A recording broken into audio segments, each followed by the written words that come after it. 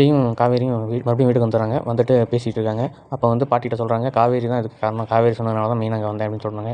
அப்போ நான் சொன்னதுனால வரலையா அப்படின்னு பாட்டி கேட்குறாங்க. அப்படி இல்லை பாட்டி, உங்களுக்காக தான் நான் வந்தேன் அப்படின்னு சொல்கிறாங்க. அந்த நேரம் அவங்க சித்தப்பா வந்து அந்த பக்கம் நடந்துகிட்டு இருக்காரு. அப்போ வந்து விஜய் சொல்கிறாரு, நான் வந்ததுனால நீங்கள் யாரும் வீட்டை விட்டு போகணும்னு அவசியம் கிடையாது. எல்லோரும் இங்கேயே இருக்கலாம். சித்தியும் இருக்கிற மாதிரி சித்தப்பாவும் இருக்கலாம்னு சொல்லி சொல்கிறாரு. அவரும் சொல்லி அவர் ஒரு மாதிரி பார்த்துட்டு அவங்க சித்தப்பாவும் கோவமாக போயிடுறாரு. அதுக்கப்புறம் ஆஃபீஸை பற்றி பேசுகிறாங்க. ஆஃபீஸுக்கு வந்து அவங்க சித்தப்பா போயிட்டுருக்காரு. அவங்க தாத்தா சொல்கிறாங்க விஜய்கிட்ட, யாராவது ஒரு ஆள் போகணும்ல, எனக்கு போகிறதுக்கு இஷ்டம் இல்லை, நான் வந்து கையெழுத்து போடுறது கூட இருப்போம்ல, நீ போய் டேக் ஓவர் பண்ணிக்கோ அப்படின்னு சொல்லி பேசுகிறாங்க.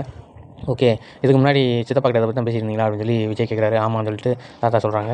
அதுக்கப்புறம் ஃபோன் வந்ததுன்னு சொல்லி விஜய் போயிடுறாரு. பாட்டிக்கிட்ட காவேரி வந்து பேசிகிட்டு இருக்காங்க. அப்போ வந்து காவேரிகிட்ட பாட்டி சொல்கிறாங்க, என்னோட பேரனை வந்து நல்லபடியாக பெற்று கொடுத்துரு அப்படின்னு சொல்கிறாங்க. அதுக்கு வந்து காவேரி சொல்கிறாங்க, பெற்று கொடுத்துட்டு நான் அப்படியே கிளம்பி போயிடவா இல்லை இருக்கவா அப்படின்னு கேட்குறாங்க. உடனே விஜய் சொல்கிறாரு, இந்த மாதிரிலாம் நீ பேசிட்டு இருக்கக்கூடாது, இதுதான் ஃபஸ்ட் அண்ட் லாஸ்ட் வார்னிங், இனிமேல் யாருமே வீட்டை விட்டு போகிறத பற்றி பேசக்கூடாது அப்படின்னு சொல்கிறாரு.